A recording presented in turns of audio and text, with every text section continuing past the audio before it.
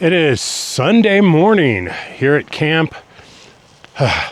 It was another cold night, somewhere in the high 20s last night. Our diesel heater kept us warm. That was nice. Got a little fire going, making coffee this morning. The old-fashioned way, on the stove, right on the coals. Katarina's over there fixing some breakfast. We got our heated jackets on. That's keeping us nice and toasty. But it's going to be time to get out of here pretty soon. And we're going to do Taylor Pass and Pearl Pass. Oh, the sun just came up over the mountains. Oh, it feels so good. Yeah, so we got a long day ahead of us with Taylor Pass and Pearl Pass. Should be a lot of fun. Epic scenery. I'm looking forward to it. We've never been out here before. 4 days of camping. I'm ready for a good shower. I'm pretty sure about that. So let's we're gonna have some breakfast, get packed up, and get on the trail. If you look at the map, you're probably wondering, how did we get on the other side of the mountain if we just finished Schofield Pass? Well, I'll talk about that briefly, but needless to say, it would not be a trail traveler adventure without something going wrong. And this time, it was me making a big mistake and accidentally deleting almost all of the footage from yesterday. After leaving Schofield Pass, we headed down Paradise Basin over to Slate River Road. Now these are really easy. There is a shelf road warning if you don't like shelf roads, but it's a nice, easy drive, nice and relaxing after the stresses of Schofield Pass, and from there we head in to Crested Butte. We stopped briefly in Crested Butte to top off the gas and then got onto Cement Creek to start the next leg of the adventure. We did find a really cool campsite right on the side of a river, and I actually caught a handful of brown trout, which I was so excited about and so bummed that I have no proof to show you that I actually caught fish on a trail. My bad.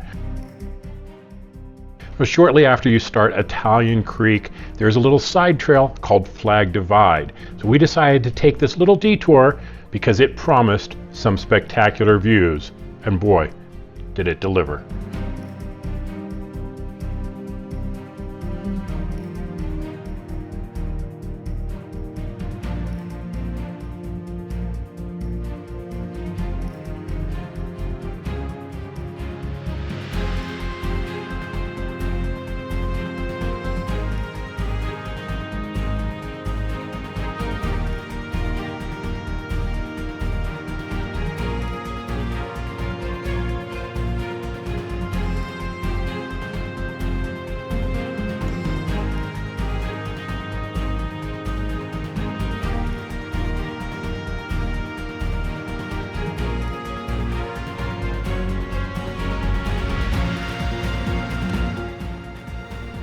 We get back on Italian Creek, and the first half of the trail is beautiful, takes you through the woods, which is really nice, but it's really narrow with these deep mud bogs that there is no way to avoid them.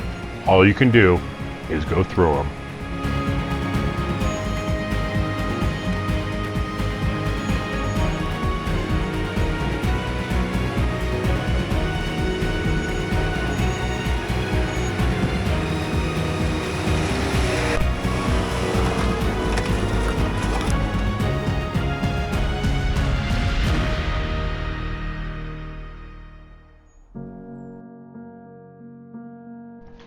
About halfway through Italian Creek, you'll come across this unnamed pond at the edge of the forest.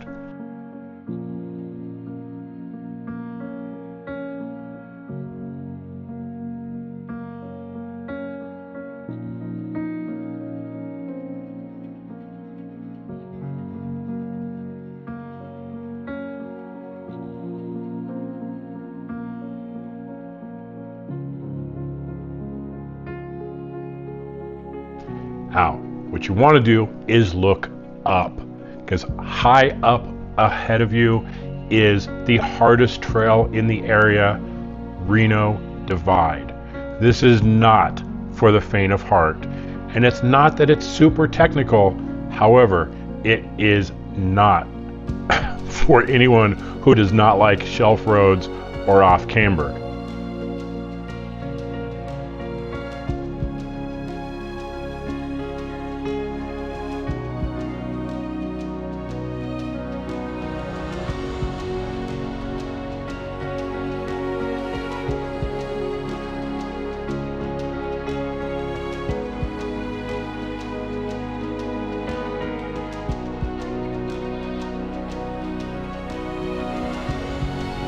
Now the rest of Italian Creek, it's going to be nice and scenic, but it's going to be fairly easy. There are going to be a few little things to see along the side, some little pits and some old structures, or remnants of old structures. But it's going to be a nice, quiet drive to the end of Italian Creek.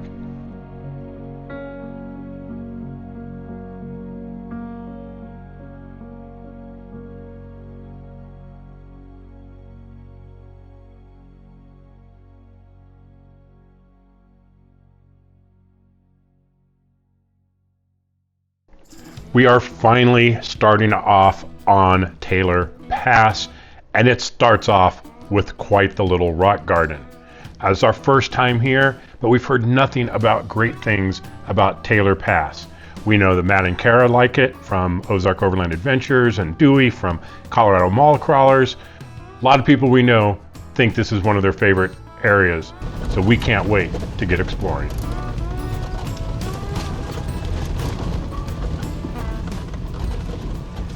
Now, the history of Taylor Pass goes back even slightly before Pearl Pass, which is nearby. And these passes all are about access to and from the Roaring Fork Valley, mostly for mining purposes. But it predates even that. In the 1860s, Taylor Pass was one of the first passes to even access the area. Taylor Pass became significant as a wagon transport route, which, seeing how this road is, hard to believe they ever took wagons over this this trail, or as they call it, a road. Wagons sometimes had to be dismantled and lowered over the north side of the pass because the terrain is so challenging. Imagine doing that with a Jeep, having to take it apart to lower it down. In 1880, Stevens and Company built a wagon road over Taylor Pass and started a stage route. In 1881, telegraph lines were built. Technology was improving. But by the 1890s, Taylor Pass was falling out of favor. It was officially renamed to Taylor Pass, named after Jim Taylor, a mining pioneer who searched for gold in the area. In 1969, again, this is going to be hard to believe, the road was improved. So imagine it before it was improved, right? Today, Taylor Pass connects Taylor Park and Aspen, remaining a very rough road, especially on the south side, which makes it popular for off-road enthusiasts.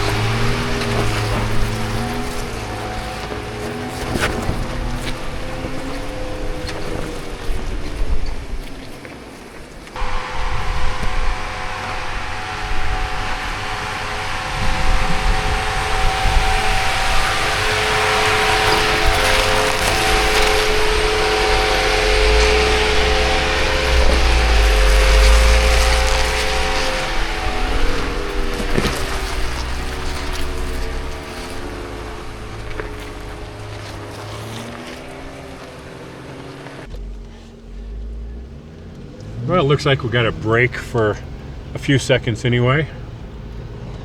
Count those seconds. Yeah. Start to calm down. It's been pretty rough right from the beginning, all the way up until this meadow. And then it's just kind of a, softer dirt road until we get to more rocks. And pinstripes. Rocks and pinstripes.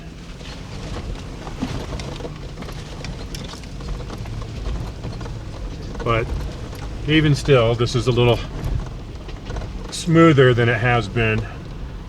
I have a feeling it's not going to last for long. Oh, I already see rocks. Oh, look, more rocks. See, they're everywhere. It does say this is a short 20-yard section, one of the more difficult stretches along the trail. The combination of basketball-sized boulders and loose soil require precise tire placement. All right, let's see what we've got up ahead.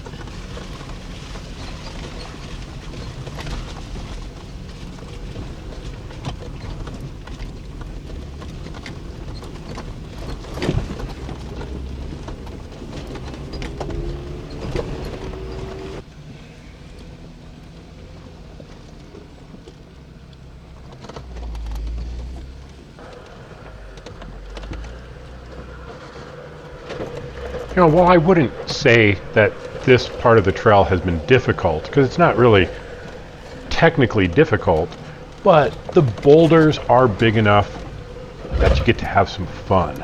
And it makes it a nice challenge to be able to pick the right lines to make sure that you're not scraping anything. I love this kind of trail.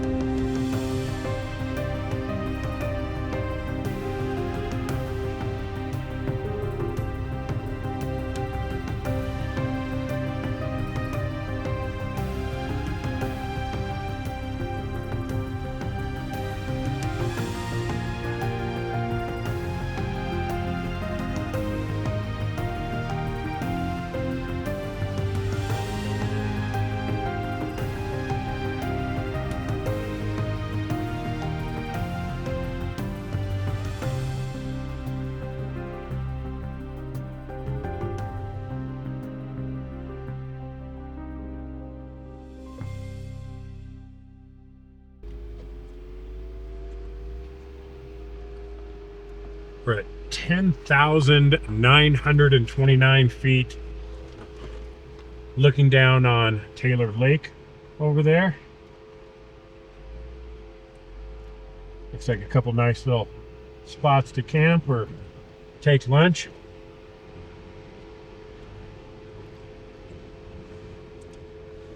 A little bit of climbing left to do here, and we will be wrapping up Taylor Pass. Oh, what a beauty. Wow, what another great piece to our adventure this weekend. We just finished Taylor Pass. Down there, you can see Taylor Lake. Oh, this was well worth it. We've been looking forward to doing this for a long time. And we appreciate you coming along with us on our adventure this weekend. We have more in store. From here, we're going to head over to Pearl Pass, which again is supposed to be amazing with a variety of different terrain. But right now, I am standing at almost exactly 11,000 feet, looking out onto the valley, and it's scenes like this. Well, this is why we do what we do. And we thank all of you for joining us, for subscribing, for the Patreons out there. We really couldn't do it without your support. Truly, from both of us, we deeply appreciate it. But the trip's not over. It's time to head over to Pearl Pass.